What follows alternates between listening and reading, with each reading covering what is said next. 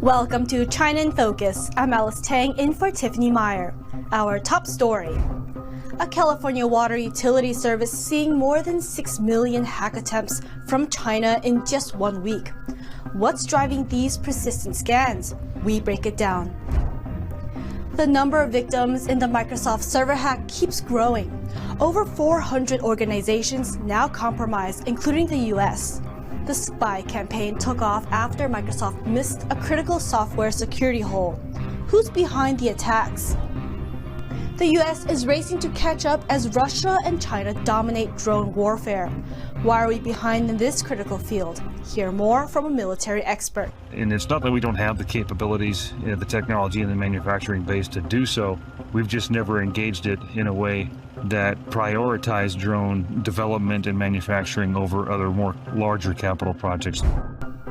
And the Chinese Communist regime is facing growing fears of a sudden collapse. Experts say Washington should prepare for the fallout now. A new think tank report outlines what could follow and how U.S. special operations might be called in. This is a very serious thing. Totalitarian regime can collapse anytime.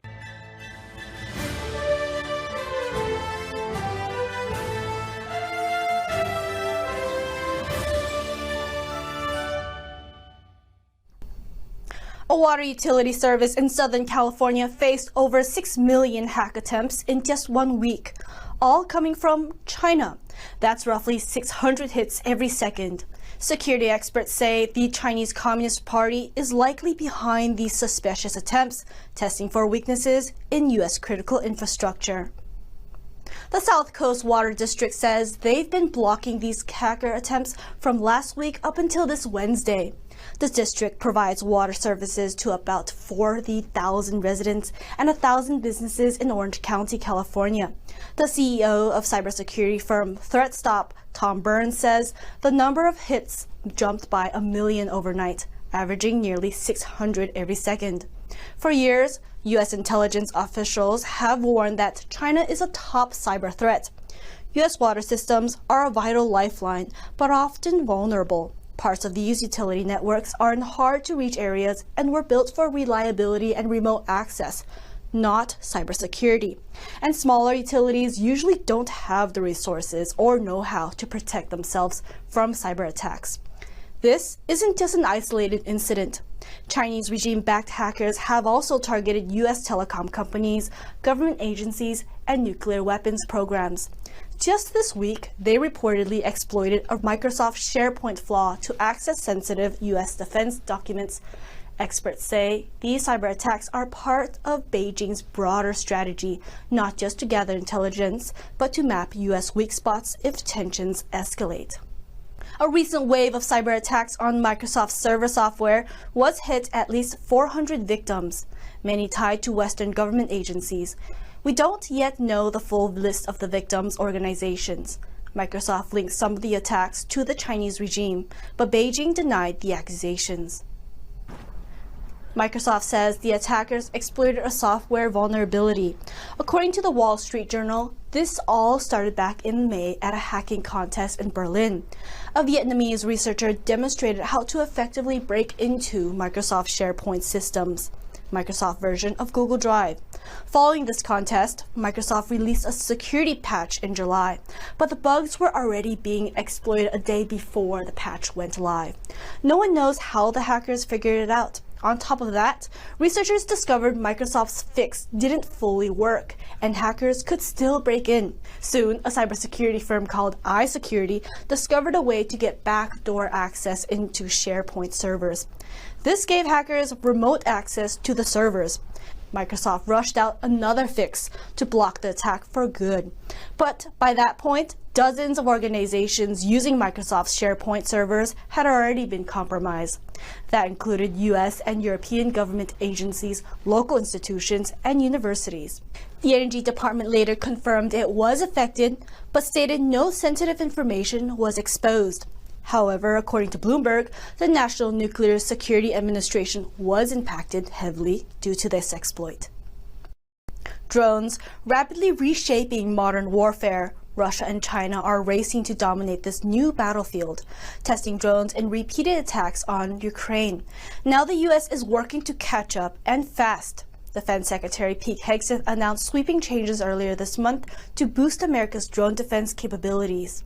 Here's what he said. So while our adversaries have produced millions of cheap drones, before us, we were mired in bureaucratic red tape. Not anymore. First, we're going to bolster the U.S. drone manufacturing base by producing thousands of American-made products, prioritizing Buy American. We'll arm combat units with a variety of low-cost, American-crafted drones, leveraging our world-leading engineers and AI experts. And third, we're going to train as we expect to fight. Senior officers. I'll grab this. The memo Hegseth signed at the end of his remarks aims to cut through red tape, slowing U.S. drone innovation and production. This follows an executive order from President Trump aimed at unleashing the productivity of the U.S. drone industry. Based on lessons learned on Ukraine's battlefields, the Pentagon is now focusing on boosting production of cheap long-range drones. But with growing threats from Russia and China, where does the U.S. stand on drone defense capabilities? Retired Lieutenant Colonel Darren Gobb, a former Black Hawk helicopter pilot, breaks it down. Specifically, we're falling short mostly in the ability to field the amount of equipment that we need to deal with a mass drone threat across a larger battlefield. We have it, it's just very small quantities, and that's really the main concern. And unfortunately, we're about 20 years behind.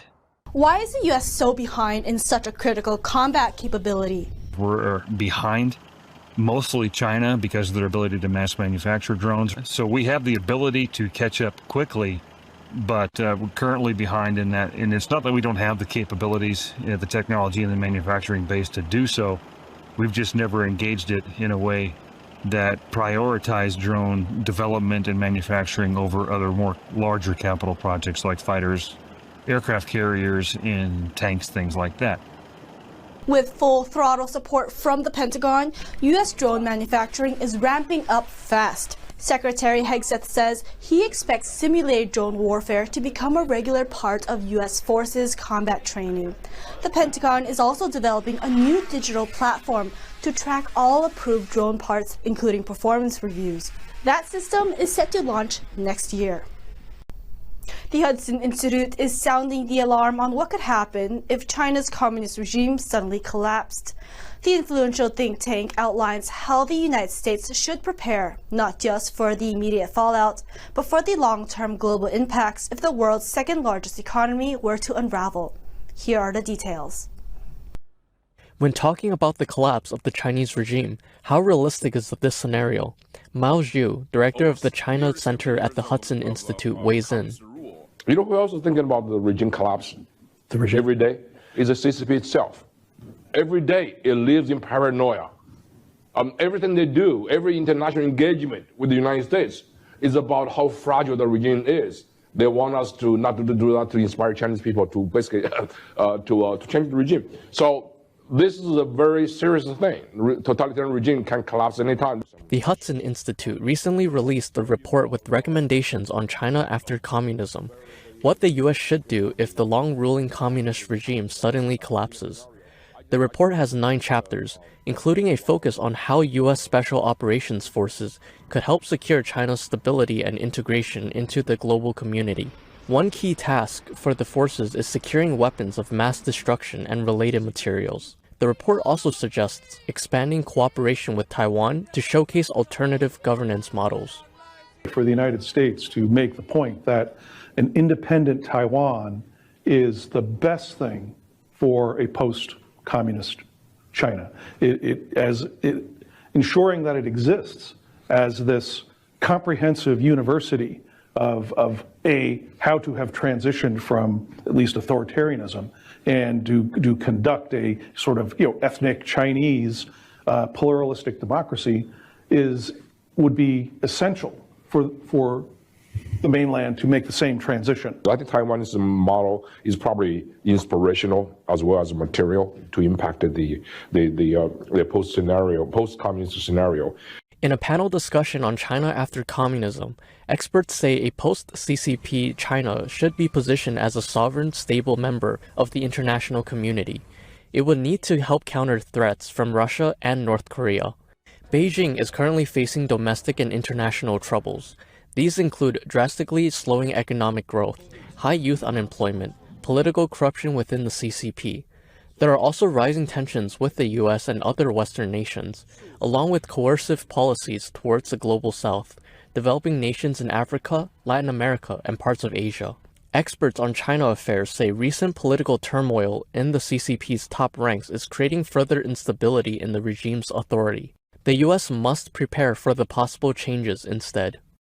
Two of America's biggest financial institutions are under scrutiny for their roles in helping Chinese battery giant CATL go public on the U.S. stock market. Lawmakers have subpoenaed the bank CEOs, saying they've been stonewalled in their efforts to get answers. NTD's Melina Weisskopf has more. CEOs of JP Morgan and Bank of America are under scrutiny for their role backing a Chinese military tech giant. The institutions worked on the listing of Contemporary Imperex Technology, or CATL, a leading battery manufacturer which supplies to EV makers like Tesla. The House Select Committee on the CCP said this company directly poses U.S. investor and national security risks because it's a sector explicitly targeted by China's state-driven military-civil fusion policy. The Department of Defense added cattle to its list of Chinese military companies operating in the United States. Lawmakers previously urged JP Morgan and Bank of America to pull out of their roles in underwriting it and ask the CEOs questions about their involvement, only to be stonewalled, according to Chairman John Molinar. The chairman wrote, "Wall Street shouldn't be underwriting Chinese military companies, and the American people deserve transparency." Reporting from Washington, D.C., Melina Weisskopf, NTD News. Responding to the subpoenas, a Bank of America spokesperson said the bank has had constructive engagement with the committee and will continue to engage. JP Morgan declined to comment, but back in May, the bank defended its role in the CATL's U.S. listing, saying it, quote, did a lot of due diligence related to the company as it went public. Coming up, the U.S. needs more naval ships to counter China. Now, shipbuilding is turning into a bargaining chip in South Korea's tariff talks with Washington. We've got the details. Secret Chinese-run police outposts, 9 in total, operating in France. The French government is now officially acknowledging their presence. Britain is at risk of becoming a dumping ground for goods made with forced labor, including from China. That's according to a new report from the UK Parliament's human rights watchdog. That and more in just a minute here on China in Focus. Welcome back to China in Focus. I'm Alice Tang in for Tiffany Meyer. Countering China has become a key factor in trade talks between the U.S. and South Korea. The two countries are discussing a shipbuilding tie-up, which could include investments to modernize U.S. shipyards and more support to repair the U.S. naval fleet. So what's in it for the U.S.? The goal is to catch up to China's growing naval fleet. As for South Korea, it could mean better tariff deals for its exports to the U.S. Here's more. Pressure is growing for South Korean officials to reach a deal on tariffs after Japan's success in striking a trade agreement with the U.S. this week. Now a shipbuilding partnership is one idea being discussed, according to government and industry sources, in exchange for better terms. A source says the tie-up would see Seoul invest in modernizing U.S. shipyards and give more help to repair U.S. Navy vessels. South Korean trade officials who declined to be named says the country's proposal of a, quote, Korea-U.S. manufacturing renaissance partnership in areas such as shipbuilding had drawn strong U.S. interests. Donald Trump has made it a priority to revamp the aging U.S. shipbuilding industry in order to keep up with China, the market leader. His interest in Korean shipbuilding dates back to a 1998 helicopter trip to visit Goje Shipyard. Lim Moon-kyu, a retired senior executive at the former Daewoo Shipbuilding Company, remembers accompanying the VIP guest who stood on top of a high crane to view the yard on a southern island. I think he must have felt that the size of the ship and shipyard were humongous. Clearly, he was impressed, saying wonderful, wonderful, since he didn't know about shipbuilding. Lim thinks the occasion left a lasting impression on Trump that primed him to work with Korean shipbuilders to counter China. What carrots can we give to the United States except shipbuilding? Nothing but shipbuilding will be immediately possible, helpful to South Korea, and a huge help to the US.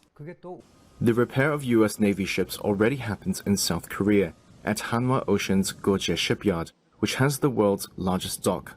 Hanwha has also recently increased its stake in an Australian shipbuilder which owns a shipyard in Alabama building US Navy vessels. And another South Korean shipbuilder, HD Hyundai, formed a partnership this year with US defense-focused shipbuilder Huntington Ingalls. A researcher told Reuters the most realistic option for South Korea is to make a deal to fix a certain number of US Navy vessels annually or build parts for new ships. But obstacles remain to expanding the relationship. Woo Jong-hoon, a marine expert at Seoul National University, says US yards struggle to obtain parts and find local talent, while there's also a raft of US regulations that protect domestic shipbuilding. Ultimately, I think it is necessary for the South Korean government to control Hanwha and HD Hyundai well, to establish a strategy and become a control tower that can make suggestions to the United States. Wu said South Korea could skirt US regulations by building sections of ships to be delivered to US yards for assembly. Or they could designate a South Korean shipyard as a special district where it's permitted to make US naval vessels. Secret Chinese-run police outposts operate in France. Though not officially police stations, they reportedly carried out surveillance and repression, raising concerns over foreign interference. French government has now acknowledged their presence. NTD's international correspondent David Vives has the details. France's Interior Ministry has publicly confirmed the existence of 9 Chinese secret police centers on French soil. Although not officially labeled as police outposts, these centers were operated by unofficial liaison officers working for China. They offered services resembling state functions and carried out unauthorized activities such as intelligence gathering, transnational repression, and talent scouting.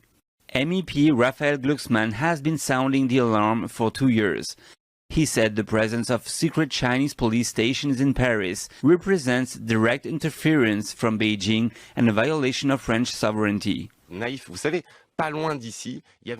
You know, not far from here, there was a secret Chinese police station on our soil in our capital. I chaired the Special Committee on Interference, and I can tell you that China is now a force for internal destabilization in our democracies. I think our sovereignty is being trampled on. Our nations must stop allowing themselves to be treated like doormats by authoritarian regimes whose principles and interests are fundamentally hostile to ours. A 2022 report from the NGO Safeguard Defenders revealed the existence of over 100 such stations worldwide. French intelligence became increasingly alarmed after uncovering covert involvement from the Chinese embassy. In June, a Paris court arrested a Chinese businessman suspected by French intelligence of operating a secret Chinese police station from within a Fujian business association. Glucksmann says Western nations must take a firmer stance toward China. I met with a European diplomat stationed in China. He came to me and said, "I think you'll never understand." I said, "We'll never understand what?" He said, "You'll never understand how much the Chinese regime wants us, the Westerners, to fail. It's an extremely deep ideological hostility." This marks the first time French authorities officially acknowledged what had only been suspected until now. David Vives, NTD News, Paris. A new report says Britain is at risk of being a dumping ground for goods made with forced labor from countries like China. This finding came from the UK's Parliament Human Rights Watchdog. NTD's international correspondent Malcolm Hudson has more. Could Britain be flooded by goods made from forced labour? A new report, Forced Labour in UK Supply Chains, warns current laws make this inevitable and highlights human rights abuses are pervasive in key sectors. To solve this, the UK's Joint Committee on Human Rights, made up of British politicians, is proposing import bans for goods linked to forced labour. with the view to bring UK standards in line with the approach taken by the US and in the EU. Former President Biden in 2021 banned imports from China's Xinjiang region over forced labor concerns. The report cited estimates that globally, 20% of garments made with cotton have been linked to forced labor in China's Xinjiang region, made by Uyghurs and other persecuted minority groups. Fish supply chains are also at risk. Evidence suggests North Korean workers are being forced to work on Chinese fishing vessels. In some cases, these North Koreans do not set foot on land for over 10 years. Fish caught are processed in China and sold on markets in Europe and America. The UK imported $415 million worth of fish from China in 2023, making China the UK's second biggest supplier. Other at-risk goods include processed tomatoes labelled as Italian but likely originating from Xinjiang, solar panels made in China, and critical minerals mined by children in the Democratic Republic of Congo, who were exposed to toxic dust with no protective equipment. The British politicians behind the report call on the government to implement mandatory human rights due diligence and penalties for firms that break these requirements. The report said Britain's approach has fallen behind other key markets like the EU and US, which means the UK is at risk of becoming a dumping ground for goods that cannot be sold elsewhere. The report also urged the government to avoid entering into negotiations with countries participating in state-imposed forced labour. Lord David Alton, chairman of the Joint Committee on Human Rights, said it's intolerable in the 21st century that the UK profits on the broken backs of slave labour, from Uyghur servitude in Xinjiang to child labour in the cobalt mines of the Congo, and called for meaningful action from the government. A government spokesperson said they have launched a review into the UK's approach to responsible business conduct as part of their trade strategy, and will consider the Joint Committee's recommendations. Malcolm Hudson, NTD News. That's all for today's China in Focus. I'm Alice Tang, in for Tiffany Meyer. If you have any feedback on the show or have something you'd like to see us cover, send us an email at chinainfocus@ntd.com. We love to hear from you. For round-the-clock original news coverage, visit us at ntd.com or download our NTD app. Thanks for watching. See you soon.